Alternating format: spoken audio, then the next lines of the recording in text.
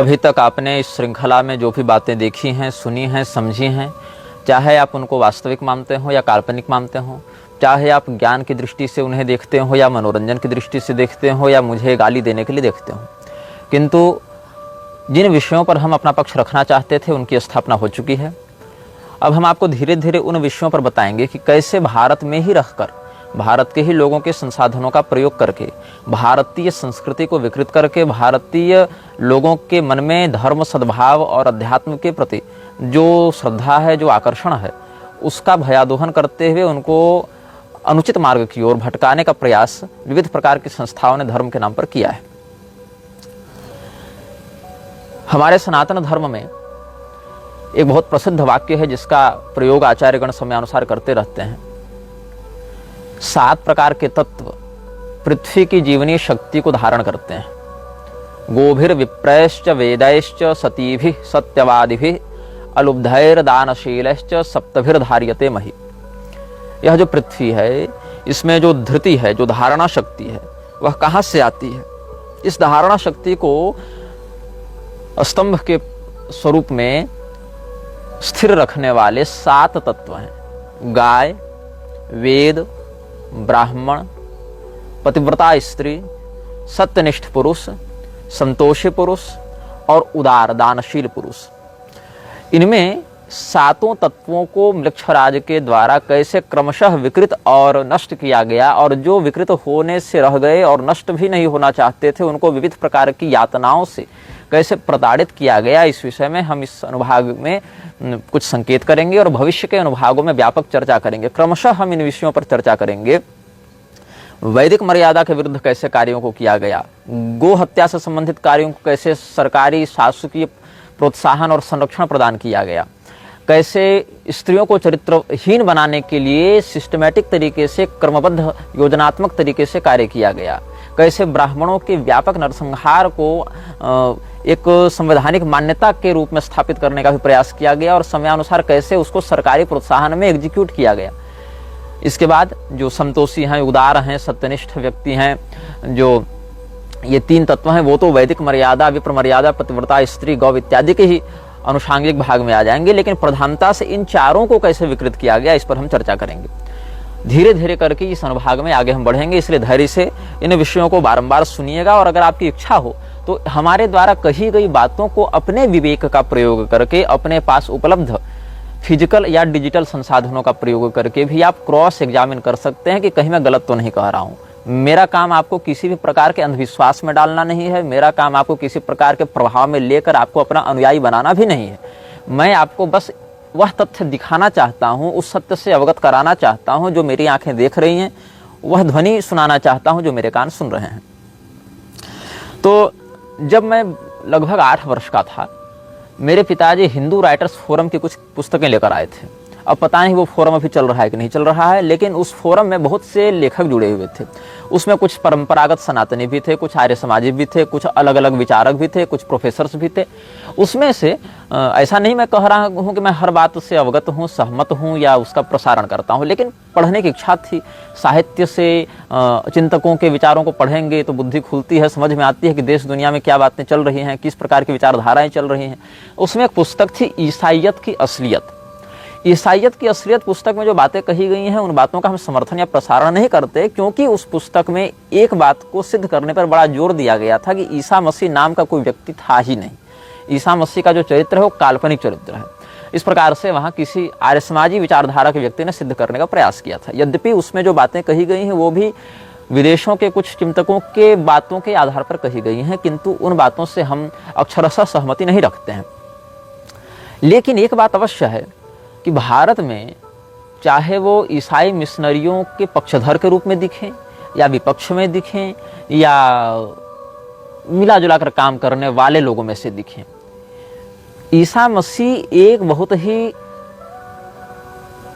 मतलब royal topic है, एक ट्रेंडिंग टॉपिक है, एक लस्टफुल टॉपिक है जिसकी ओर लोग आकृष्ट होना चाहते हैं। चाहे वो पूरी के शंकराचार्य हों जो यह वक्तव्य दे देते हैं कि ईसा मसीह तो गोवर्धन मठ में आकर शिक्षा भी लिए थे, चाहे वो विवेकानंद जैसे लोग हों जो अपनी पुस्तक में लिखते हैं कि ईसा नाम का कोई चरित्र नहीं था, काल्पनिक चरित्र है, इसके बाद भी रामकृष्ण मिशन में हर साल ईसा मसीह की पूजा की जाती है, या फिर प्रभुपाद जैसे लोग हों जो खुलेआम ईसा का गुणगान करते फिरते थे, या योगानंद जैसे लोग हों जिन्होंने ईसा का तो प्रत्यक्ष दर्शन तक करने का दावा कर रखा है।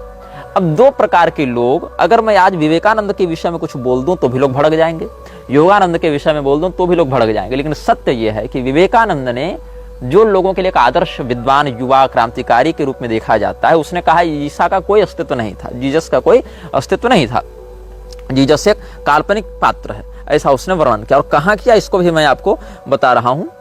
जीसस नाम का कोई व्यक्ति नहीं था। विवेकानंद और हिंदुइज्म एंड द हिंदूज, इस पुस्तक के पृष्ठ 61 में आप देखेंगे, जहां निवेदिता के साथ विवेकानंद का संवाद वर्णित है। वो लिखता है, he told Nivedita about his dream of an old beard man name Theraputra, son of an old monk, Thera, and observed that no such person as Jesus Christ ever existed, and that the truths and ideals of the Therapeutics creed were given out by the Christians as having been taught by Jesus. या फिर विवेकानंद ने कहीं कहीं ये भी सिद्ध किया है कि जीसस नाम का कोई वास्तविक व्यक्तित्व था, किंतु अभी जिस जीसस के नाम पर कहानियां बताई जा रही हैं, अभी जिस जीसस का प्रचार किया जा रहा है, वो वास्तविक जीसस नहीं था। ऐसी बातें भी उसके साहित्य में देखने को मिलती हैं।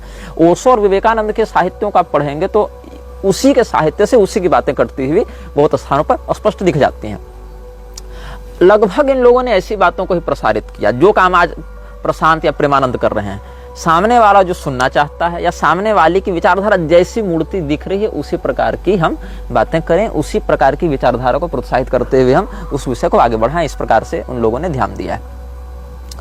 अब मैं आपको एक बहुत ही विचित्र बात बताता हूं। विश्व में हिंदुओं के संगठन के नाम से प्रसिद्ध जो सबसे अधिक प्रसिद्ध संस्था है, उसका नाम है राष्ट्रीय स्वयंसेवक संघ। यद्यपि राष्ट्रीय स्वयंसेवक संघ स्वयं को हिंदू संस्था नहीं मानता है, ऐसा उसने स्वयं कई बार कहा है। और आरएसएस के पाखंड के ऊपर भी इस अनुभाग में हम आपको विस्तृत प्रमाण पूर्वक चर्चा करेंगे। इस अनुभाग में मतलब इस श्रृंखला में आगे आने वाले अनुभागों में, इसी खास अनुभाग में नहीं, क्योंकि समय सीमा एक होती है हर अनुभाग की। तो विश्व हिंदू परिषद या प्रवीण तोगड़िया ने एक अंतर्राष्ट्रीय हिंदू परिषद भी बना रखा है, या और जो संस्थाएं हैं वो आरएसएस के समानांतर अभी खड़ी नहीं हो पाई। यद्यपि विश्व हिंदू परिषद आरएसएस के ही एक छोटी इकाई के रूप में कार्य करती है, ये एक तथ्य है, किंतु उसका रजिस्ट्रेशन नंबर इत्यादि अलग होता है। आरएसएस के नीचे काम करने वाली बहुत सी ऐसी संस्थाएं जो कानूनी रूप से आरएसएस से संबंध नहीं रखती हैं, लेकिन सामाजिक रूप से वो आरएसएस की ही छत्रछाया में पलती बढ़ती रही हैं, और ये एक सार्वजनिक सत्य है। तो आरएसएस की स्थापना जिन 5 लोगों ने की थी, उन 5 लोगों में से प्रधान नाम गणेश सावरकर का भी है, जिसको बाबा राव सावरकर भी कहा जाता है। अब गणेश सावरकर आरएसएस के प्रधान संस्थापकों में से एक व्यक्ति था। गणेश सावरकर की आरएसएस यह मानती है कि विवेकानंद एक बहुत ही आदर्शवादी व्यक्ति, बहुत ही दिव्य क्रांतिकारी, एकदम तत्वनिष्ठ महात्मा, जो एकदम अपने ज्ञान से भारत का नाम पूरे विश्व में रोशन कर दिए, वो थे। और विवेकानंद की मूर्ति की पूजा भी करती रहती, फोटो की पूजा भी करती रहती है। अपने सम्मेलनों में विवेकानंद के समान बनने का निर्देश युवाओं को देती रहती है आरएसएस। लेकिन वही विवेकानंद कहता है कि आरएसएस नाम जीसस नाम का कोई व्यक्ति नहीं था। इस बात से आरएसएस को कोई मतलब नहीं। आरएसएस को बस उसकी प्रसिद्धि से मतलब है, और उसको अधिक से अधिक प्रसिद्ध बनाकर लोगों के मन में असंक्षणीय और निर्विवाद रूप से स्थापित करने में ही रुचि है आरएसएस को। अस्तु, तो ये जो गणेश सावरकर का हमने नाम लिया, गणेश सावरकर की एक मैं बात बताना चाहता हूं। क्या है? एक पुस्तक इसने लिखी थी जिसका नाम था क्राइस्ट परिचय। अब क्राइस्ट परिचय को पुनः प्रकाशित किया गया था फरवरी 26, 2016 में। क्राइस्ट परिचय एक मराठी पुस्तक है जिसको गणेश सावरकर ने लिखा था। और इसके विषय में मैं आपको बताऊं, इसने दावा किया है कि जीसस क्राइस्ट यरूशलेम में पैदा नहीं हुआ था। जीसस क्राइस्ट कहां पैदा हुआ था? तमिल में पैदा हुआ था, तमिलनाडु में पैदा हुआ था। वो हिंदू था, और हिंदू में भी जनेऊधारी ब्राह्मण था, विश्वकर्मा संज्ञक ब्राह्मण था। अब ये भी एक अलग विषय है कि बहुत से लोग स्वयं को विश्वकर्मा ब्राह्मण कहने लगे हैं। बहुत से लोग इसमें बढ़े भी सम्मिलित हो गए हैं जो आजकल स्वयं को विश्वकर्मा ब्राह्मण कह रहे हैं। तो वो एक अलग विषय है, और उसके विषय में हम कभी भविष्य में सप्रमाण चर्चा करेंगे। किंतु अभी यह ध्यातव्य है, मैं आपको अंग्रेजी में पढ़कर सुनाऊंगा। एक समाचार प्रकाशित हुआ था 2016 में, जो हमने सुरक्षित रखा था। अकॉर्डिंग टू क्राइस्ट परिचय, a book written by Ganesh Damodar Savarkar, brother of Veer Savarkar and one of the 5 founders of the RSS, Jesus Christ was a Tamil Hindu born to Vishwakarma Brahmin caste. The book tries to portray Christianity as a deviated sect of Hinduism and the trust. स्वातंत्र वीर सावरकर राष्ट्रीय स्मारक is now planning to reissue the book to propagate the idea of the Savarkar brothers. स्वतंत्र वीर सावरकर राष्ट्रीय स्मारक जो संस्था है, Savarkar national memorial, वो प्रकाशन पुनः करेगी इस पुस्तक का, ऐसा यहाँ पर उद्घोष किया गया है इस समाचार पत्र में। द मराठी बुक क्राइस्ट परिचय will release on February 26, 2016. Even though the book says Christ was born in Tamil Nadu, there remains the question of how he reached the holy city of Jerusalem. अगर हम इस दावे को मान भी लें, गणेश सावरकर के दावे को, कि ये तो जनेऊधारी ब्राह्मण था जीसस, तमिल हिंदू था, ब्राह्मण था, तो वो वहां से जेरूसलेम कैसे पहुंच गया, वहां से वो कांटे कैसे ठोक दी यहूदियों ने, ये एक हमेशा चिंता या शोध का विषय बना रहेगा। However, the book says Palestine and the other Arab nations were once Hindu territories. It also says that Christ practiced yoga, which he learned from India.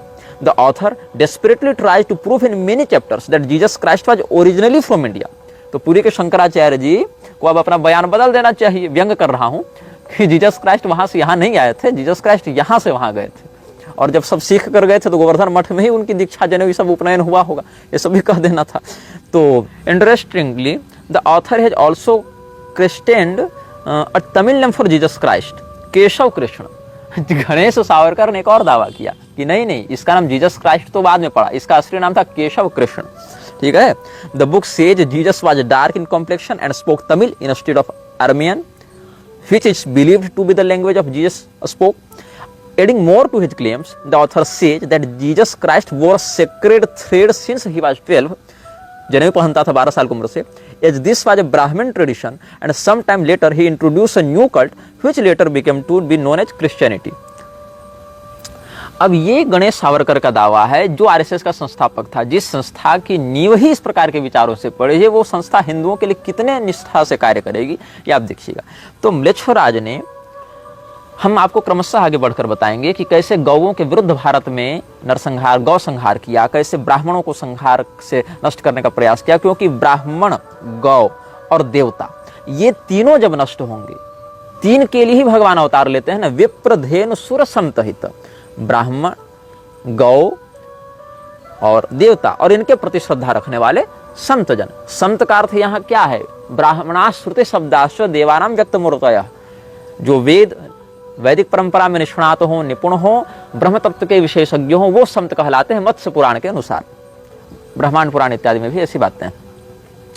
तो जो हम आपको बता रहे थे, विप्रधेनु सुर संतहित लीन मंजनो अवतार, तो म्लेच्छराज ने गौ के विरुद्ध, विप्रधेनु सुर, तीनों के विरुद्ध कैसे किया अभियान, और कैसे उसके द्वारा प्रायोजित लोग भारत में हिंदू धर्मगुरु आदर्श के रूप में प्रस्तुत होते जा रहे हैं, ये सब पर हम चर्चा करेंगे। अब भारत में एक समुदाय है जो कायस्थों के नाम से प्रसिद्ध है, और इस समुदाय के ऊपर हम एक बार वीडियो भी बना चुके हैं, और बीच बीच के अलग अलग वीडियो में भी बहुत सी बातें बोल चुके हैं।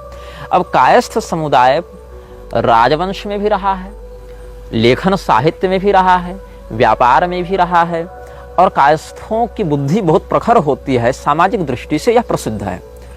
कायस्थ वाक्पटु होते हैं, अच्छे लेखक होते हैं, अच्छे वक्ता होते हैं, बुद्धि उनकी निपुण होती है, तेज तर्रार दिमाग के होते हैं। तो लाला जी भी इनको क्षेत्रीय भाषा में कहा जाता है। कायस्थों की एक बदनामी समाज में इस नाम से है कि ये स्वार्थी और कंजूस होते हैं। मैं यहाँ पर वो नहीं बता रहा हूँ जो मैं मानता हूँ, मैं यहाँ वो बता रहा हूँ जो समाज की धारणा है, और ये धारणा बहुत हद तक फिल्मों के माध्यम से प्रभावित हुई, जहाँ एक दुष्ट लाला होता था जो किसी विधवा के कंगन गिरवी रख लेता था, और बहुत हद तक ये भावना कुछ ऐसे कायस्थों से भी उत्प्रेरित हुई जिन्होंने सूदखोरी के कारण जनता को बहुत प्रताड़ित भी किया। और ऐसे क्रूर लोग ऐसा नहीं कायस्थों में, बल्कि अभी तो हर समाज में भी प्राप्त होते हैं, लेकिन चूंकि फिल्मों के माध्यम से ऐसा दिखाया गया तो वो थोड़े डेमोनिक प्रस्तुतिकरण के शिकार हुए, और बहुत कुछ राजवंशों से, साहित्यकारों से इनका संबंध रहा है। तो म्लेच्छराज ने, मैं सीधे सीधे तो नहीं कहूंगा क्योंकि ऐसे कार्य वो सीधे नहीं करता, छोटे मोटे स्तर के लोगों से करवा लेता है। कायस्थ समाज से 3 लोगों को चुना। ये 3 लोग भारत के हिंदुओं के मन में इस छवि के साथ बैठे हुए हैं कि इन्होंने विदेश में हिंदू धर्म का बड़ा प्रचार किया, विदेशी लोगों में हिंदू धर्म की जो कीर्ति पताका है उसको स्थापित करने में बड़ा परिश्रम किया और ये बहुत अद्वितीय ज्ञानी, ध्यानी, प्रबुद्ध और श्रेष्ठतम लोगों में से माने गए महापुरुष थे ये लोग, समाज सुधारक महापुरुष। इनमें एक कायस्थ का नाम नरेंद्र दत्त उर्फ विवेकानंद था, दूसरे का नाम मुकुंद घोष उर्फ योगानंद था, तीसरे का नाम अभय चरण डे उर्फ प्रभुपाद था। तो नरेंद्र दत्त, मुकुंद घोष और अभय डे कायस्थ समुदाय की 3 पीढ़ियों से, इन कंजिक्यूटिव पीढ़ियों से, एक ही परिवार नहीं मतलब समाज में, इन तीनों को उठाकर पूरी तगड़ी फंडिंग के साथ, प्लानिंग के साथ, मीडिया अटेंशंस के साथ विदेश भेजा गया और इनसे अपने कार्य को सिद्ध करवाया गया, जो बाद में क्रमशः विवेकानंद, योगानंद और प्रभुपाद के नाम से प्रसिद्ध हो गए। इन तीनों के द्वारा प्रधानता से भारत में रामकृष्ण मिशन, योगदास सत्संग और इस्कॉन, ये 3 एनजीओ चलाए जा रहे हैं। और ये 3 एनजीओ संप्रदाय नहीं है, धर्म नहीं है, गुरु परंपरा नहीं है। कैसे, इस पर हम आगे समयानुसार इसी श्रृंखला में चर्चा करेंगे। तो विवेकानंद के ऊपर हम अलग से श्रृंखला बनाएंगे, क्योंकि वो व्यक्ति सार्वजनिक रूप से फ्रीमेसन्स का सदस्य रहा है। फ्रीमेसन्स भी इस बात को मानते हैं और इस बात की सार्वजनिक उद्घोषणा भी करते हैं, ये कोई छिपी बात नहीं। इसीलिए विवेकानंद पर जब हम वक्तव्य देंगे तो बहुत ठोस प्रमाण और संदर्भ के साथ देंगे। और इस चलचित्र में, इस अनुभाग में प्रधानता से हम मुकुंद घोष उर्फ योगानंद की बात करेंगे। योगानंद के विषय में यह कहा जाता है कि बचपन में काली माता की बड़ी अद्भुत कृपा रही इस व्यक्ति पर, और लाहिरी महाशय के परोक्षतः शिष्य रहे, युक्तेश्वर गिरी के प्रत्यक्ष शिष्य रहे, और इन पर महावतार बाबा की भी बड़ी कृपा रही। अब महावतार बाबा क्या हैं? एक ऐसे पात्र हैं भारतीय दर्शन के जिनकी प्रसिद्धि विशेष करके योगानंद की पुस्तक योगी की आत्मकथा अथवा ऑटोबायोग्राफी ऑफ योगी, जो विश्व की सर्वाधिक बिकने वाली पुस्तकों में से एक है, वहां से हुई। कुछ लोग यह प्रश्न करते हैं कि महावतार बाबा सत्य हैं कि असत्य हैं, कि कोई वृक्षराज ही तो कहीं महावतार बाबा नहीं है, कि मार्कंडे मुनि महावतार बाबा हैं। मेरा जो अनुभव रहा है अपने गुरु परंपरा के माध्यम से, महावतार बाबा नाम के एक वास्तविक योगी हैं, किंतु ये वो महावतार बाबा नहीं हैं जिनका दावा योगानंद करता है। मैं लाहिरी महाशय के ऊपर अभी अंगुली नहीं उठा रहा हूँ। लाहिरी महाशय की परंपरा महावतार बाबा से बिल्कुल हो सकती है, लेकिन लाहिरी महाशय ने योगानंद को कोई अलग से ट्रेनिंग नहीं दी थी, बल्कि योगानंद बहुत बच्चे थे उसी समय लाहिरी महाशय का परलोक गमन हो गया था। लाहिरी महाशय का वास्तविक नाम था श्यामाचरण लाहिरी, ये बंगाली ब्राह्मण थे, और इनका जो है जीवन बहुत से चमत्कारों से भरा रहा, ऐसा इनके अनुयायियों का दावा है। मैं इन चमत्कारों पर अभी कोई टिप्पणी नहीं करूंगा क्योंकि विषयांतर हो जाएगा। मैं बस ये बताऊंगा कि लाहिरी महाशय ने अपने जीवन में योगानंद को विशेष प्रशिक्षण नहीं दिया, दोनों की संगति बहुत अधिक नहीं रही। दूसरी बात, योगानंद ने महावतार बाबा के साथ अपने साक्षात्कार का जो वर्णन किया और यह कहा कि क्रियायोग का उपदेश करो बाहर जाकर, तो क्रियायोग बिल्कुल अलग चीज है उन समस्त उपदेशों से जो योगानंद या योगदास सत्संग देती है। क्रिया योग का वर्णन श्रीमद् भागवत महापुराण के 11वें स्कंद के 27वें अध्याय में भगवान श्री कृष्ण ने उद्धव जी को दिया है। कब दिया है? जब ये अपने स्वधाम गमन की तैयारी कर रहे थे, उससे ठीक पहले जो उपदेश दिया है उसमें क्रिया योग का वर्णन है। और वो वर्णन क्या है इस पर भी हम आपको समयानुसार बताएंगे। और फिर आप स्वयं सोचिएगा कि भगवान ने क्रिया योग का कैसा वर्णन किया है और योगानंद ने क्रिया योग के नाम पर लोगों को क्या सिखाया, और दोनों के मध्य क्या समानता है, क्या विभिन्नता है, ये पाठक अपने, दर्शक अपने विवेक से समझ लेंगे। तो योगानंद ने एक दावा किया था कि महावतार बाबा ने उसको कहा कि my nature is love, for it is love alone that can change this world. मेरा जो स्वभाव है वो प्रेम करने का है, क्योंकि प्रेम ही अकेली वह सत्ता है जो इस विश्व को बदल सकती है। अब ये बताइए, महावतार बाबा का ये कथन कितना अच्छा लगता है सुनने में। कथित रूप से जो बातें महावतार बाबा ने कही, ये बात कितनी अच्छी लगती है कि हाँ, सबसे प्रेम करो, किसी से विरोध मत करो, विश्व में सभी लोग भाईचारे से रहें। एक कितनी सुंदर आदर्श परिकल्पना है, एकदम नशे की बातें लगती हैं ये सब, कि विश्व में कोई किसी से भेदभाव नहीं, कोई छल कपट नहीं। लेकिन ये जो आदर्शवादिता का पाखंड है वो वास्तविक धरातल पर बहुत कड़वा है, और एक नंगे सत्य के रूप में जब प्रदर्शित होता है तो समाज का कटु सत्य सामने आता है कि ये प्राकृतिक व्यवस्था ही नहीं है। प्रकृति में कोई भी एक प्रजाति दूसरे प्रजाति के साथ पूर्णतया प्रेम से नहीं रह सकती है। ये प्रकृति का नियम ही नहीं है, क्योंकि तीनों गुण विभिन्न प्रकार से संसार को चलाते हैं और त्रैगुणीय साम्य हो जाने से प्रलय हो जाता है। इसलिए साम्यता प्रलय को जन्म देती है और विषमता ही संसार चक्र को गतिमान रखती है। तो हम आपको बता रहे थे महावतार बाबा और योगानंद के विषय में। योगानंद ने जो दावा किया उसका कोई प्रत्यक्षदर्शी नहीं था। योगानंद के समकालीन लोग भी इसकी पुष्टि नहीं करते हैं कि उन्होंने ऐसी घटना घटित होते देखी। योगानंद का एकल दावा यह था कि महावतार बाबा उसको मिले। अब इसके पीछे जो कारण मुझे समझ में आता है वो ये है कि लाहिरी महाशय स्वयं को महावतार बाबा का शिष्य बताते थे। लाहिरी महाशय क्रिया योग की शिक्षा भी देते थे और उस क्रिया योग के उपदेशों को सुनने के लिए योगानंद, जिसमें मुकुंद घोष के नाम से प्रसिद्ध बालक था, उस समय माता पिता के साथ आया भी करता था। और एक दावे के अनुसार योगानंद के माता पिता और योगानंद जब लाहिरी महाशय के घर में थे उसी समय लाहिरी महाशय का शरीर भी छूटा था। यद्यपि इस दावे का भी कोई ऐतिहासिक प्रमाणीकरण प्राप्त नहीं है मेरे पास, लेकिन जो उस संस्था से जुड़े लोग हैं उनके माध्यम से ये सब बातें सुनने को आते हैं। हर बात डॉक्यूमेंटेड नहीं होती है। अस्तु, कहने का भाव है कि क्रिया योग शब्द, महावतार बाबा शब्द, ये दोनों शब्दों को योगानंद ने बचपन से ही सुन रखा था और लोगों के लिए एक नया शब्द था, नया विषय था। तो जिस समय ये सब बातें थीं, जिस पीढ़ी की बातें, उसमें टीवी इंटरनेट के चक्कर में भागवत कथा उतनी अधिक चल नहीं रही थी। जैसे भी घर घर गांव गांव में भागवत कथा हो रही है, उस समय उतने व्यापक स्तर पर भागवत कथा का व्यावसायीकरण नहीं हुआ था। दूसरी बात है, जो कुछ विद्वान क्रियायोग इत्यादि के विषय में जानते थे वो अधिकारी को ही इसका उपदेश करते थे और अधिकारी लोग अपने जीवन में उसको अपनाते थे, उससे लाभान्वित होते थे, लेकिन सामाजिक चर्चा का यह विषय नहीं था। तो लोगों को एक नई बात मिली, क्रियायोग और महावतार बाबा की कोई ऐसे संत हैं जो हजारों वर्ष पुराने हैं, नित्य यौवन से युक्त हैं, चिरयुवा हैं, आधि व्याधि पर नियंत्रण है, मृत्युंजय के समान हैं, और हमारे योगानंद जी को मिले। योगानंद उसके बाद चला गया विदेश। थोड़े समय यहाँ पर रहकर कुछ उपदेश इत्यादि, संस्था इत्यादि बनाने के बाद चला गया विदेश। विदेश में इसको हाथों हाथ तगड़ी फंडिंग मिली। एक व्यक्ति जो आज विदेश जा रहा है वो भी वहाँ स्टेबल होने में, इतने तकनीक से जुड़े हुए समाज में, जबकि विश्व एक छोटे से मोबाइल में सिमट कर रह गया है, जहाँ कोई भी रास्ता खोजना, कोई भी होटल बुक करना, कोई भी टिकट बुक करना, किसी भी विषय में सर्च करके जानकारी प्राप्त करना बड़ा सरल हो गया है। फिर भी आज के इस युग में, आज के इस कालखंड में, पीढ़ी में भी जाकर विदेश में अच्छे भले परिवार वाले लोगों को भी सेटल होने में, एक कल्ट बनाने में या एक एसोसिएशन बनाने में बड़ी समस्या आती है। लेकिन योगानंद बड़ी सरलता से न केवल कैलिफोर्निया इत्यादि जगहों पर जाता है, बल्कि तगड़ी फंडिंग भी उसको मिलती है और उस फंडिंग के आधार पर वहां पर सेल्फ रियलाइजेशन फेलोशिप, जिसको SRF कहते हैं, उसकी स्थापना भी करता है। तो क्या क्या उपदेश इसने दिया, और इसने यह भी दावा किया कि हमको जीसस क्राइस्ट का साक्षात दर्शन भी हुआ।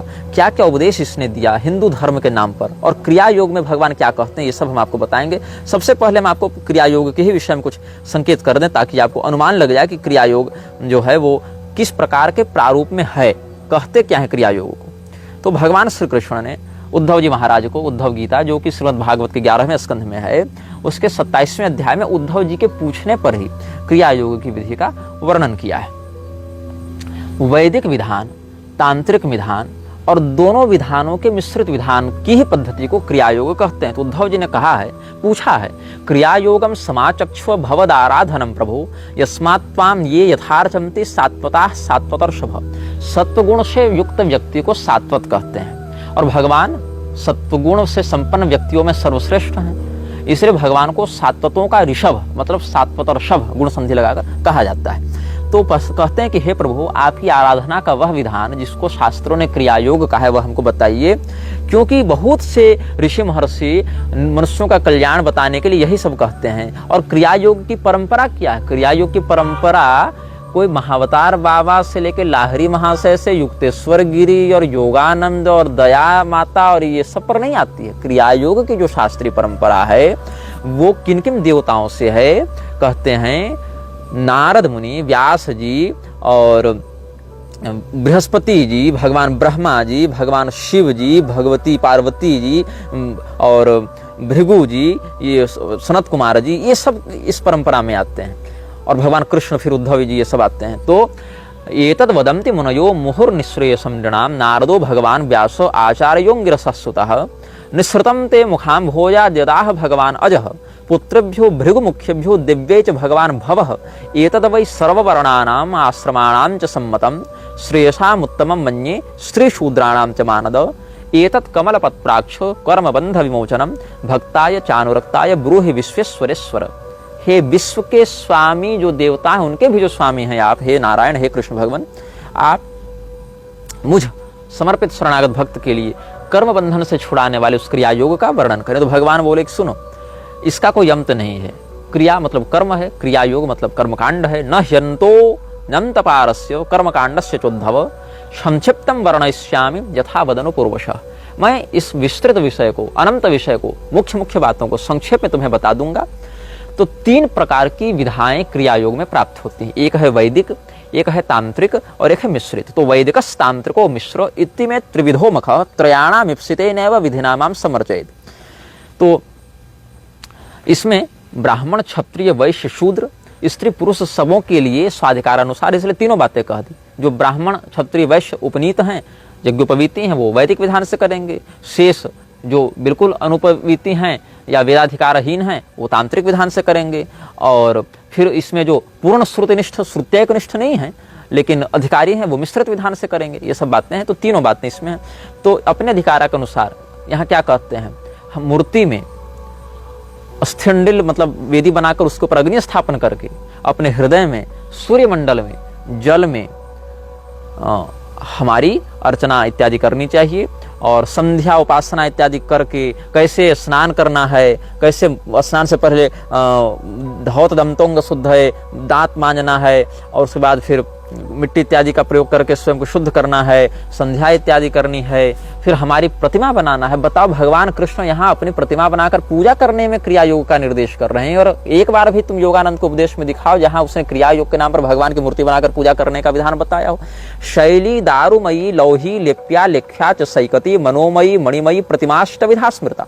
भगवान क्या कहते हैं, शैली मतलब शिला से बनी, पत्थर से बनी, लकड़ी से बनी, लोहे से बनी, लेप्या, लेप्या लेख्या कहते हैं जिसका हमने लेखन किया, चित्रकारी पेंटिंग ब्रश से बनाई या कुर्चिका से बनाई, और लेप्या मतलब लीप कर मंडल बनाया। मंडल में ही पूजन होता है ना, अष्टदल इत्यादि बना लिए, उसमें भी होती है। या उस प्रकार से लीप कर भगवान की आकृति बनाते हैं और किसी कलम इत्यादि से चित्र बनाते हैं। तो वो सब अंकित वाली हो गई, लेप्या लेख्या। सैकती मतलब बालू की प्रतिमा। मनोमयी मणिमयी प्रतिमाष्ट विधा स्मृता। तो मन से निर्मित की मानसिक हैं, मणि रत्न इत्यादि से बनी हुई हैं। तो ये सब चला चलेति द्विधा प्रतिष्ठा जीव मंदिरम उद्वासावाहनेन स्थिराया मुद्धवार्चने।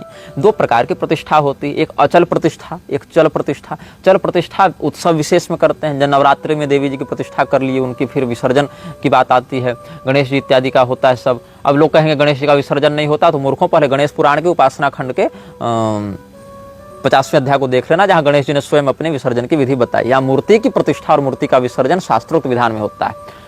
बाकी गणेश जी का न तुम आवाहन कर सकते हो, विसर्जन कर सकते हो। पूर्णस्य आवाहनम कुत्र सर्वाधारस्य चासनम। भगवान गणेश जी तो सर्वव्यापी प्रकृति पुरुषात् परम है, उनका क्या आवाहन और विसर्जन करोगे। ये तो विधान के अंतर्गत तुम्हें लाभान्वित करने की शास्त्रीय विधि बताई जाती है। तो ये सब बातें बताई गई हैं भगवान के द्वारा। और द्रव्य प्रसिद्ध मदयाग प्रतिमादिस्वमायिनः भक्तस्य च यथालब्धै हृदय भावेन च वही। जो जो हमारी पूजा के लिए शास्त्रोक्त उपचार बताए गए हैं, जो भी क्रिया में प्रवृत्त होने वाले द्रव्य सामग्रियां बताई गई हैं, उसमें जो जो उपलब्ध हो जावे हृदय के शुद्ध भाव से उसका प्रयोग करें। और सब कुछ कहा कि जो भक्तिपूर्वक हमको सामग्रियों का भोग लगाता है, निवेदन करता है, हम उसी को स्वीकार करते हैं। बहुत कुछ दे दो लेकिन भक्ति ही ना हो तब मैं उसको ग्रहण नहीं करता हूँ। श्रद्धयोपाहृतम पृष्ठम भक्ते न मम वार्यपि। जल भी दे दो तो मैं स्वीकार कर लेता हूँ। और भूर्यप्य भक्तोपाहृतम न मे तोषाय कल्पते, ये सब कहा। और इस प्रकार से भगवान की पूजा करने के बाद भगवान का ध्यान करना है, अपने किस किस मंत्र से किस किस अंग में न्यास करना है, कैसे जीव कला का ध्यान करना है, कैसे हमारे धर्म इत्यादि 9 कलाओं से युक्त मेरे आसन की कल्पना करनी, उसमें 8 पंखुड़ियों वाला हमारा कमल स्थापित करना है, उसमें हमारे जो आयुध हैं, सुदर्शन चक्र हैं, पांचजन्य शंख हैं, कौमोदकी गदा है, शार्ग धनुष है, और हमारे बाण हैं, और मुसल है, हल है, जो हलो ललाम इत्युक्त सानंद मुसलम स्मृतम, ललाम हल है, सानंद मुशल है, कौस्तुभ मणि है, हमारी वैजयंती माला है, श्रीवत्स का चिन्ह है, नंद सुनंद गरुड़ प्रचंड चंड महाबल बल कुमुद कुमुदेक्षण, ये सब हैं हमारे पार्षद। फिर हमारी ही अन्य विभूतियां हैं, दुर्गा जी हैं, विनायक भगवान हैं, वेदव्यास जी हैं, विश्वक्सेन जी हैं, ये सब का जो हमारे अन्य देवताओं में जो हमारी विभूति व्याप्त है उनका अपने अपने व्यूहगत स्थानों में पूजन करना चाहिए। ये सब महापुरुष विद्या का मंत्र पढ़ के और पुरुष सूक्त इत्यादि का प्रयोग करके, जो अलग अलग वैदिक तांत्रिक मंत्र हैं उनका प्रयोग करके हमारे लिए स्तुति पाठ करना चाहिए। जो अग्निहोत्री गण है उनको हमारे लिए अग्निहोत्र इत्यादि विधि से हवन करना चाहिए। ये सब भगवान ने कहा है। हमारा ध्यान कैसे करना चाहिए ये सब बताकर भगवान ने कहा कि हमारे पास दंडवत प्रणाम करके व्यक्ति स्तोत्र पाठ करे। अब स्तोत्र जोर से पढ़ना चाहिए। कैसा स्तोत्र हो, या तो पुराणों में जो भगवान की स्तुति बताई गई है सो, नहीं तो प्राकृत भी हो सकती है। प्राकृत की भी दो स्तुतियां होती हैं। एक स्तुति जो हमारे पूर्वज गुरुजन लिख कर गए, शंकराचार्य जी लिखे, रामानुजाचार्य जी लिखे, वेदांत देशिक जी लिखे, अप्पय दीक्षित जी लिखे, अलग अलग विद्वानों ने, गोस्वामी तुलसीदास जी भी बहुत सी स्तुतियां लिखे हैं जो सरल शब्दों में लोग पढ़ सकते हैं। भय प्रकट कृपाला हो गया, चाहे श्री रामचंद्र कृपालु भजमन, मतलब संस्कृत नहीं पढ़ सकते तो ये सब भी बड़ी सुंदर भावजन्य स्तुतियां हैं। उनका भी भगवान समान रूप से प्रेम स्वीकार करते हैं। अथवा अगर आप अच्छे कवि हैं तो भगवान की सेवा में कुछ अपनी वाणी को भी सार्थक कीजिए। वाणी गुणानुकथने ये सब हैं ही भगवान के भक्तों के भाव।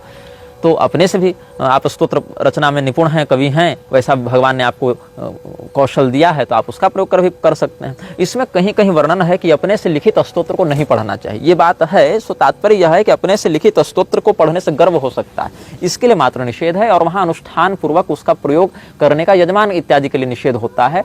यहाँ पर कालिका पुराण में कहा गया है कि सर्वोत्तम स्तोत्र तो वही है जो आपने स्वयं से लिखा हो, क्योंकि आपकी पूरी भावना उसमें घुसी रहती है, पूरी मेहनत, पूरी एकाग्रता उसके भाव को समझने की योग्यता होती है। तो जहाँ पर अपने से लिखे स्तोत्र को पढ़ने का निषेध है, वहाँ पर समझना चाहिए दंभ से बचने के लिए ऐसा है। आचार्यों के मुख से जो निर्गत है पवित्र शब्द हैं उन्हीं को ग्रहण करने से ज़्यादा श्रेष्ठता है। लेकिन अगर स्वयं आप उस योग्यता से युक्त हैं तब लिखना चाहिए। तब कालिका पुराण का मत है कि आप स्वयं से जो वहाँ भगवान के लिए निवेदित करेंगे वो उत्तम कोटि का स्तोत्र हो जाएगा। और भगवान से क्या कहना चाहिए कि हे प्रभु, मुझे इस मृत्यु रूपी समुद्र से, मृत्यु भवसागर से बचाइए, ऐसा कह के बार बार मुझे प्रणाम करे। शिरो मत्पादयोः कृत्वा बाहुभ्याम च परस्परम प्रपन्नम पाहि मामीश भीतम मृत्यु ग्रहारणवाद। इस प्रकार से कह के भगवान ने आगे बहुत कुछ कहा है। तो और यह कहा कि इस प्रकार से जो व्यक्ति पूजा करता है, देवालय बनाता है, जो ब्राह्मणों को वहां नियुक्त करता है, उसकी वृत्ति का भी हरण नहीं करना चाहिए। यह स्वदत्ताम परैर्दत्ताम हरेत सुरविप्रयो वृत्तिम सजायते विड़भुग वर्षाणामयुतायुतम। जो अपने से दान की हुई वस्तु या दूसरे के दान की हुई वस्तु जो देवता ब्राह्मण के लिए दान की गई उसका हरण कर लेता है, वो हजारों हजार वर्षों तक विष्ठा का कीड़ा बनता है। तो विप्रधेनु सुर संतहित लिन्ह मनुज अवतार, म्लेच्छराज ने क्या किया, ब्राह्मणों का भीषण नरसंहार करवाया, जिस पर हम भविष्य में चर्चा करेंगे सप्रमाण। धेनु गौओं को भीषण रूप से प्रताड़ित किया, मारा, और जहां मारना संभव नहीं था वहां वर्ण संकरता, नस्ल संकर उनको बना दिया। ब्राह्मणों में भी वर्ण संकरता फैला दी, गौओं में भी जर्सी गाय और ये सब ला दिया, अफ्रीकन और क्या क्या ला दिया। वेदों की मर्यादा को भी खंडित कर दिया। अब दुर्भाग्य यह है कि पंचम वेद बनाने वाले कबीर पंथियों से साथ भी पूरी के पीठ वाले शंकराचार्य उठ बैठ रहे हैं और प्रशंसा कर रहे हैं कि आप अच्छा काम कर रहे हैं। तो हाईजेक हो चुकी है ना ये सब पीठें। केवल अभी शंकराचार्य बैठे हैं, कुछ बातें प्रगल्भता से कह देते हैं, लोग आकर्षित हो जाते हैं, लेकिन अंदर की व्यवस्था वही है कि शंकराचार्य के अनुसार मठ नहीं चल रहा है, मठ के अधिकारियों के अनुसार शंकराचार्य चलते हैं। यही सत्य हो गया। वो जहाँ तय करेंगे वहाँ वो जाएंगे, वो जहाँ जिससे मिलाएंगे उससे मिलेंगे, जहाँ बैठाएंगे वहाँ बैठेंगे, जिसका विरोध करने कहेंगे उसका विरोध करेंगे। और ये कटु सत्य सुनने में किसी को बुरा लगे चाहे अच्छा लगे, लेकिन आपके निजी मनोरंजन की भावना से हम कोई बात नहीं कह रहे हैं। हम वही बता रहे हैं जो हमारे और शंकराचार्य से जुड़े सैकड़ों लोगों के अनुभव रहे हैं।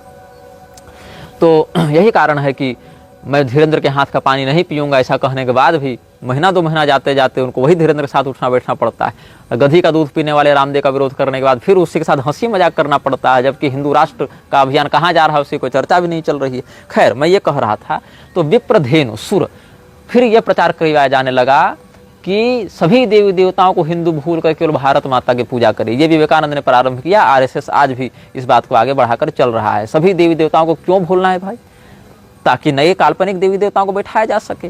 कोई साईं बाबा को बिठा देगा, कोई राधा रमण को बिठा देगा, कोई वहां पर करौली को बिठा देगा, कोई बागेश्वर को बिठा देगा, नाम हनुमान जी का लगा देगा, नाम राधे जी का लगा देगा, नाम शिव जी का लगा देगा, नाथ संप्रदाय का लगा देगा, अलग अलग देवी देवताओं की स्थापना करके काल्पनिक, और उसके बाद एक भारत माता मंदिर बना दिया जिनका कोई न कहीं वर्णन न कहीं कोई जिक्र। अब मातृभूमि का आराधन विधान करने का है शास्त्र में नियम, लेकिन पृथ्वी देवी के नाम मंत्र इत्यादि से है ना, उसके नाम पर कोई काल्पनिक मंदिर देवी देवता नहीं कर सकते। और भारत माता नाम की काल्पनिक देवी को खड़ा करके सभी हिंदू अपने देवी देवताओं को भूल कर केवल इसकी पूजा करें, ऐसी मूर्खता करने वाले सत्यमित्रानंद को इन्होंने शंकराचार्य बना रखा था आरएसएस वालों ने, और सत्यमित्रानंद को आरएसएस ने शंकराचार्य का पद दे रखा था, और अवधेशानंद इत्यादि उसी के सिंडिकेट से जुड़े हुए लोग थे। तो इस प्रकार के चिंतन से युक्त नकली धर्मगुरु बनाना, नकली ब्राह्मण बनाना, नकली गाय को, जो गाय है भी नहीं उसको गाय के रूप में प्रचारित करना, जो वेद है नहीं उसको वेद के रूप से प्रचारित करना, तो विप्रधेन सुर संत चारों को इन लोगों ने नकली बनाकर प्रस्तुत कर दिया और असली वालों का मर्दन करना प्रारंभ किया। अब क्रिया योग के विषय में भगवान अंत में यही कहे कि यही हम तुमको क्रिया योग का उपदेश देते हैं उद्धव, और एवं क्रिया योग पथैः पुमान वैदिक तांत्रिक अर्चन उभयतः सिद्धि मत्तो विन्दत्यभिप्सिताम्। तो भगवान ने क्रिया योग की यह विधि उद्धव जी को बताई है। और योगानंद ने जहां जहां क्रिया योग का वर्णन किया है वहां किस विधान से क्रिया योग का नाम लिया है, किस विधान से सब बातें कही हैं, उसकी समीक्षा आप लोग स्वयं कर सकते हैं। तो विवेकानंद के साथ साथ योगानंद का भी स्ट्रॉन्ग कनेक्शन मृच्छराज की एक बड़ी प्रसिद्ध संस्था फ्रीमेसन्स से रहा है। अब हम ये बताएंगे कि योगानंद ने कितनी बातें किस प्रकार से कही हैं। योगानंद इस बात को स्थापित करने में बड़ा जोर देता रहा अपने जीवन में कि जीसस भारत आया था, और जीसस भारत में 3 गुरुओं की सन्निधि में रहा था, महाअवतार बाबा और यही लाहिरी महाशय और युक्तेश्वर गिरी पिछले जन्म में जब भी रहे होंगे तो यही जीसस को यहाँ पढ़ाते थे। मतलब इसने अपना कनेक्शन कैसे जोड़ रखा था कि अभी जो लाहिरी महाशय हैं, महाअवतार बाबा, उनके शिष्य लाहिरी महाशय और उनके शिष्य युक्तेश्वर गिरी, यही तीनों जीसस के गुरु थे। जब जीसस का यहाँ आगमन हुआ था तब यही तीनों, महाअवतार बाबा तो वही शरीर में थे, वो तो चिरंजीवी हो गए, और ये दोनों पिछले शरीर में थे। और एक व्यक्ति जिसका नाम था क्रियानंद, क्रियानंद वास्तविक में एक अंग्रेज था, ये अंग्रेज मतलब म्लेच्छ था, उसका नाम था जेम्स डोनाल्ड वाल्टर्स। तो जेम्स डोनाल्ड वाल्टर्स बाद में इस योगानंद से दीक्षित होकर अपना नाम रख लेता है स्वामी क्रियानंद। ये direct close and important disciple of Paramahansa Yogananda इसमें आता था। तो इस क्रियानंद ने अंत में जाकर यहाँ तक प्रचार करना प्रारंभ किया कि वस्तुतः महाअवतार बाबा, लाहिरी महाशय और जो युक्तेश्वर गिरी हैं, यही तीनों पिछले जन्म में जीसस के गुरु रह चुके हैं, और यही तीनों योगानंद के भी गुरु रह चुके हैं। ये फलतः ये सिद्ध होता है कि योगानंद ही पिछले जन्म में जीसस था। अब सोचो कि विवेकानंद एक और जीसस का खंडन करता है, उसी के 20, 25, 30 साल के बाद योगानंद जाता है विदेश और उसी को जीसस का अवतार बता दिया जाता है, और उसी के कुछ समय के बाद प्रभुपाद उत्पन्न होता है, और वो कहता है, उसके चेले प्रचारित करते हैं कि जीसस ने प्रभुपाद के पैदा होने की भविष्यवाणी की थी। अरे भैया, तो जीसस ने जब पैदा होने की भविष्यवाणी की थी तो वही जीसस जब योगानंद बनकर आया तो वही योगानंद बता देता है कि प्रभुपाद भी आने वाला है जिसकी हम भविष्यवाणी कर चुके हैं। तो कुल मिला के अगर रामकृष्ण मिशन, योगदास सत्संग और इस्कॉन तीनों को आपस में एक जगह बैठा दिया जाए और केवल एक ही विषय पर चर्चा करवाई जाए, हिंदू धर्म पर नहीं, जीसस पर चर्चा करवाई जाए, ये तीनों एक दूसरे का माथा पीट देंगे फाड़कर। और ये तीनों हिंदुओं के मन में ऐसे घुसे हैं जैसे इन तीनों ने ही जो बताया सो धर्म है, यही तीनों परमहंस हैं, यही तीनों सबसे बड़े योगी, क्रांतिकारी और विद्वान है। जबकि सत्य यह है कि ये तीनों अच्छी अंग्रेजी जानने वाले, अंग्रेजों के द्वारा स्पॉन्सर्ड किए गए एक एवरेज मस्तिष्क के लोग थे, जो भारत में कुछ नहीं कर पाए तो विदेश में जाकर वहां के मूर्खों को अपनी वाक्पटुता से प्रभावित किया, खूब पैसा लिया, और वहां से जब पैसा लेकर भारत में आए तो यहाँ के लोगों ने सोचा कि विदेश वाले इनको इतना पूछ है तो जरूर कोई बात होगी, तब यहाँ के नेताओं और फंडर्स के साथ मिलकर वो स्थापित हुई। इससे अधिक इनकी कोई योग्यता नहीं है, न शास्त्र में इनकी कोई योग्यता रही, न सदाचरण में इनकी कोई योग्यता रही। विवेकानंद का खान पान कैसा था वो तो सब जानते ही हैं। तो सदाचरण, शास्त्र निष्ठा, अध्ययन, तपस्या में इनकी कोई योग्यता नहीं रही। इनकी योग्यता बस अच्छा बोलने में और विदेश से तगड़ी फंडिंग जुटाने में रही। और विदेश से तगड़ी फंडिंग जुटाने के लिए इसने 2 टर्म्स को पकड़ा, कभी भी जीसस और मोहम्मद को ओपनली क्रिटिसाइज मत करो और अधिक से अधिक उनका संबंध अपने साथ स्पिरिचुअली जोड़कर दिखाने की कोशिश करो। इससे क्या होगा कि अधिक से अधिक अंग्रेज या मुसलमान आकर्षित होंगे और फंडिंग वो देंगे, और अगर वो देंगे तो लोग कहेंगे कि हिंदू धर्म का प्रचार उनकी मीच कर रहा है। जैसा कि आज अब्दुल्ला जैसे आतंकवादियों के साथ धीरेन्द्र उठता बैठता है तो लोगों को लगता है ये तो हिंदू धर्म का प्रचार कर रहा है, पीछे का सिंडिकेट तो कोई जान नहीं रहे हैं। तो इसने क्या लिखा था, मैं आपको कुछ बातें आप यहाँ से कोट करके बताऊंगा। ये बातें मैं कुछ छिपी नहीं बता रहा हूँ, आप योगदास सत्संग के जाएंगे। अच्छा, योगदास सत्संग के बड़े बड़े पोस्टर्स, होर्डिंग में भी ये सब बातें लिखी रहती हैं। तो इसमें क्या लिखा हुआ है मैं आपको पढ़ के सुनाता हूँ। ये फोटो मैंने योगदास सत्संग सोसाइटी ऑफ इंडिया के ही एक आश्रम क्या कहें, एक संस्थान से खींचा था। किसी व्यक्ति ने मुझे भेजा था खींचकर, मैंने इसको क्रॉस वेरीफाई किया तो ये बात सही भी थी। ये क्या लिखता है, श्री कृष्णावाज, इसका टाइटल पहले देखो, भगवान Krishna the Christ of India. Yogananda ने क्या लिखा है कि भगवान कृष्ण कौन है, इंडिया के जीसस हैं। ये भगवान को भगवान नहीं बना रहा है, जैसे आरएसएस ने भगवान श्री रामचंद्र जी को इमामे हिंद बता दिया ना, वैसे इसने भगवान कृष्ण को क्राइस्ट ऑफ इंडिया बता दिया। ये परमहंस था। Shri Krishna was raised in a pastoral setting in Gokula and nearby Vrindavan on the banks of the Yamuna river, having been secretly carried there by his father Vasudeva immediately after his birth to Devaki in the prison in Mathura. ठीक है, इतना ठीक। Miraculously, the locked door had opened and the guards had fallen into a deeper stupor, allowing the infant Krishna to be carried safely to his foster home. ठीक, आगे यहाँ तक ठीक है। आगे जो बातें हैं वो सब ठीक ही हैं। जहाँ भगवान की बाल लीला हुई वो सब ठीक रही आगे तक। और अंत में कैसे कुरुक्षेत्र इत्यादि का युद्ध हुआ, वहां तक जाते जाते अंत में कहते हैं कि when Sri Krishna had completed his divinely ordained mission on earth, he retired to the forest. There he relinquished his body as a result of an accidental wound inflicted by an arrow from a bow of a hunter who mistook him for a deer as he rested in the glade, an event that had been foretold as the cause of his earthly exist. भगवान के परमधाम गमन की एक संक्षिप्त बातें इसने बता दी हैं। किंतु इसके बाद जो ध्यातव्य विषय है उसमें क्या लिखता है, लॉर्ड जीसस क्राइस्ट द मसीहा। अब लॉर्ड जीसस क्राइस्ट को भी साथ साथ इसने ये जो हम आपको बताए कृष्ण भगवान वाला वो है तीसरा बैनर, और तीसरे बैनर के ठीक सामने लगाया है इसने जीसस क्राइस्ट का बैनर जो है PY 4 एंड PY 5 में। तो PY मतलब परमहंस योगानंद। तो भगवान कृष्ण के ऊपर कितने अनुच्छेद हैं, 1 2 3 4 5 6 7, और संख्या अगर इनकी देखें 7 अनुच्छेद में बांटी गई है बातें, और साइज अगर देखें तो 2 अनुच्छेद बड़े छोटे छोटे, तो मान लीजिए 1 2 3 4 5 6, टोटल 6 पैराग्राफ में भगवान कृष्ण का पूरा विषय समेट दिया गया है। लेकिन जीसस का कितना में समेटा गया है, 1 2 3 4 5 6 7 8 9 10 11 12 13 14 15 16 17 18 19 20 21 22 23 24 25 26 27 28 29 30 31 32 33 अनुच्छेदों में जीसस का वर्णन किया गया है। 6 अनुच्छेदों में भगवान कृष्ण का चरित्र लिखा गया है, और उनमें उनका कोई उपदेश नहीं लिखे गए। भगवान ने क्या उपदेश दिया, चलो गीता भगवान ने बताई, उद्धव गीता बताई, अनुगीता बताई। भगवान श्री कृष्ण ने 3 गीता बताई है प्रधानता से। ऐसे गोपियों को बहुत उपदेश दिया, ये सब है ठीक है। लेकिन अर्जुन को 2 गीता, जहाँ सांख्य योग कर्मयोग ये सब का बढ़िया वर्णन करते गए, उस पद्धति में गीता ज्ञान उन्होंने 3 बार दिया है।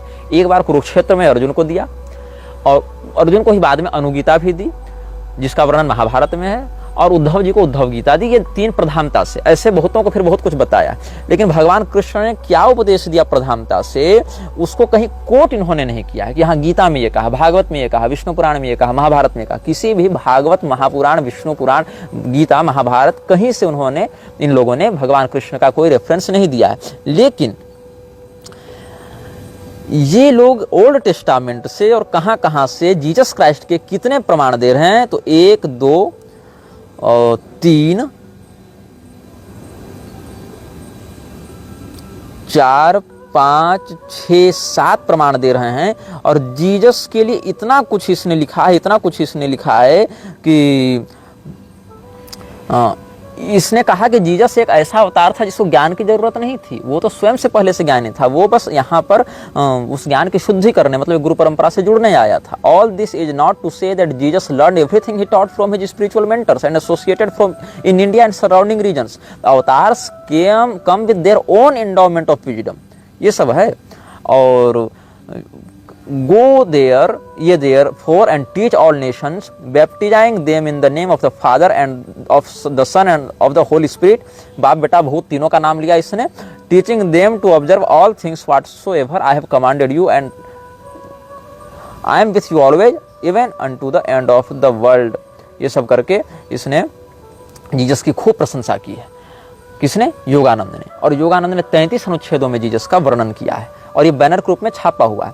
अब विस्पर्स फ्रॉम इटर्निटी एक बड़ी प्रसिद्ध पुस्तक है योगानंद की, इसमें उसने क्या लिखा है? इसमें मूसा को पुकारा है कि मेरे अंदर घुस जाओ, उसने मोहम्मद को पुकारा है कि मेरे अंदर मोहम्मद बनकर आ जाओ। क्या लिखा? O Moses you torch bearer of salvation, तुम मोक्ष मार्ग के प्रकाशक हो। Many souls are seeking to join you in this crowded march through the dark night of time to fight the forces of gloom. O God-loving Moses, teach us to fight weakness with power and to worship supremely the God of gods reigning in the throne of all hearts and no other God. अब देखो भविष्य पुराण में मृच्छाचार्य के रूप में मूसा की प्रसिद्धि है कि पूरे विश्व को भ्रष्ट करके मृक्ष मत का विस्तार करने के लिए आया था, और योगानंद यहाँ पर मूसा को अपने पथ का प्रदर्शक बता रहा है। फिर सुन लो, मोहम्मद को योगानंद ने गॉड का ऐसा पुत्र बताया है जो बहुत तेजस्वी है और जिसकी ज्वाला बड़ी दिव्य है। O Mohammad, you flaming son of God, in the bright lustre of you the martial celestial song, many have found solace of activity for their chivalrous souls. Chivalrous पढ़ सकते हैं शायद इसको। Eager to rescue them knowledge from the tyrant of darkness, कि तुम ईश्वर के ज्वलंत पुत्र हो और तुमने जो दिव्य ज्ञान वहां से दिया है उससे हम अंधकार के आतंक से मुक्त होंगे। और क्या कहता है? None but the divine warrior wins in battle between strong peace and weak lust pleasure, so the soldiers have dipped their rapiers of shining good into the poison hearts of evil and embedded their lives away. Mohammad, iconoclast of soul shorn symbol idols, बताओ, you did teach to worship the one formless one, washing of all distorting dreams of symbols and forms. Muhammad ने खुलेआम मूर्ति पूजा का विरोध किया था, काबा से भी उसने मूर्तियों को बाहर करवा दिया था, और आज भी उसके अनुयायी स्वयं को मूर्ति भंजक कहलाने में गर्व का अनुभव करते हैं। हमारे मंदिरों को तोड़कर देवताओं की प्रतिमाओं को भग्न करके उनकी मर्यादा को नष्ट करने में इस्लाम का बहुत बड़ा हाथ रहा है। ये कोई छिपा हुई बात नहीं है, ये प्रसिद्ध बात है। लेकिन इस बात के लिए मंदिरों को ध्वस्त करके मूर्तियों का विभाजन करके उसको खंडित करने के लिए योगानंद ने पैगंबर की प्रशंसा की है, मोहम्मद की प्रशंसा की है कि तुमने बहुत अच्छा किया कि एक फॉर्मलेस स्वरूप रहित सर्वोच्च सत्ता की तुमने बात कही और बाकी सारे रूपों को तुमने नकार दिया और उनको तोड़ा, उनको नष्ट किया। ये तुमने बहुत अच्छा किया। ये कहाँ है? Whispers of eternity, old version 55th page तुम पढ़ना, पहला ही अनुच्छेद। Mohammad, iconoclast of soul shorn symbol idols, you did teach to worship the one formless one, washed of all distorting dreams of symbols and forms.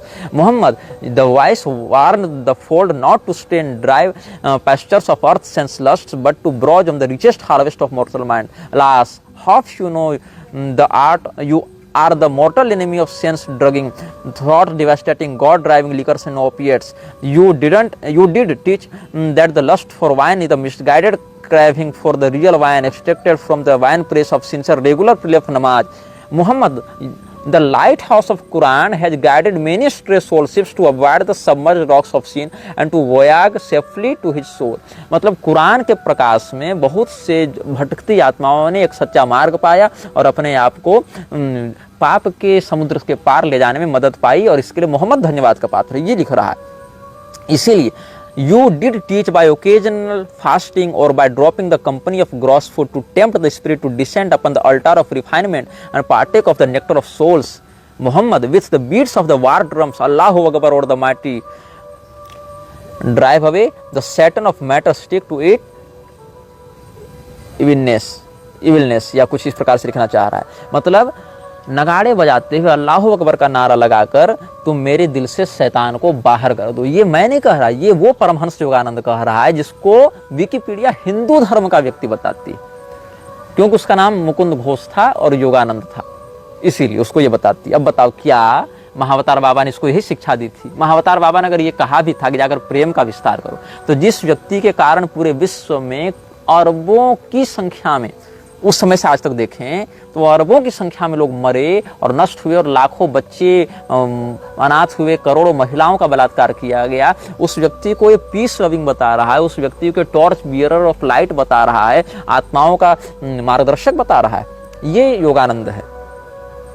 ओ बुद्धा, अब बुद्ध पर भी आया, किसी को नहीं छोड़ा है, मतलब सबको सबका साथ सबका विकास वाला आदमी था ना, तो इस सबको थोड़ा थोड़ा पकड़ेगा, सब अपने हैं हमारे, इसलिए जहां से पैसा हो वहां से बटोर लो। O Buddha, the gold vein of you, sermon of mercy rain through gloom gorged rocky huts and illuminate their darkness, ये सब करके बुद्ध को भी इसने कहा है। अच्छा, इसने एक गीत भी लिखा था। अच्छा, इसने यूएसए से जॉय ने कहा था कि I have faith that the Lord Jesus Christ is God, इस प्रकार से लिखता है ये। तो इसको योगदास सत्संग वालों ने जवाब भी दिया था कि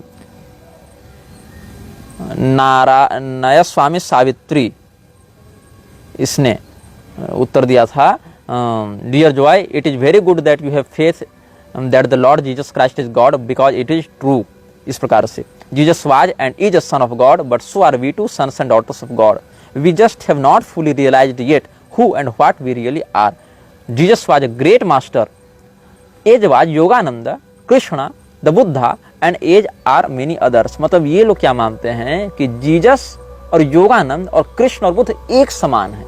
मतलब सोच रहे हो कहाँ किसको स्थापित कर रहे हो, ये भगवान कृष्ण के साथ साथ जीसस को और योगानंद को बैठा रहे हैं। Jesus was great master, as was Yogananda, Krishna and Buddha, and as are many others. यही काम रामकृष्ण मिशन वाले विवेकानंद के साथ करते हैं, यही काम इस्कॉन वाले प्रभुपाद के साथ करते हैं।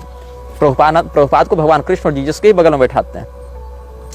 और सुनो, परमहंस योगानंद ने उसी बात का प्रचार किया जो जीसस कहता था, ये इसने स्वीकार किया है। Paramhans Yogananda absolutely did encourage people to believe that Jesus Christ lived and taught as he did also how to attain the Christ consciousness। इधर कृष्णा कॉन्शियसनेस चला रहा है ISKCON, international society for Krishna consciousness, यही इस्कॉन है ना। और ये क्या, ये क्राइस्ट कॉन्शियसनेस चला रहा था, बहुत बढ़िया।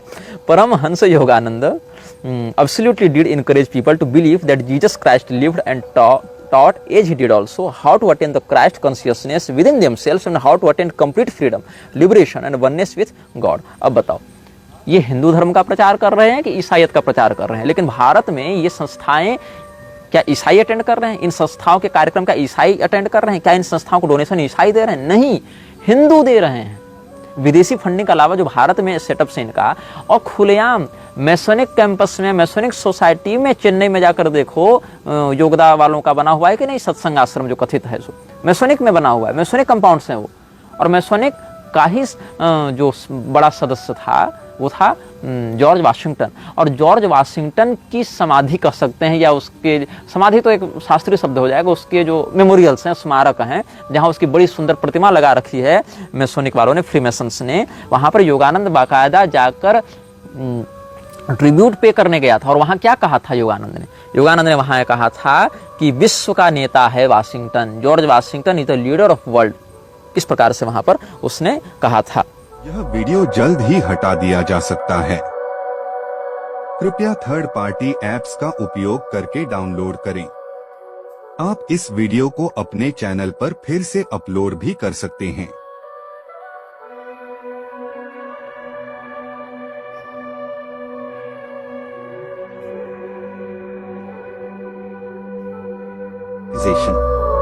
This video may get deleted soon.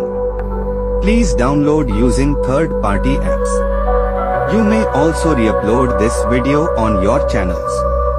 Thank you.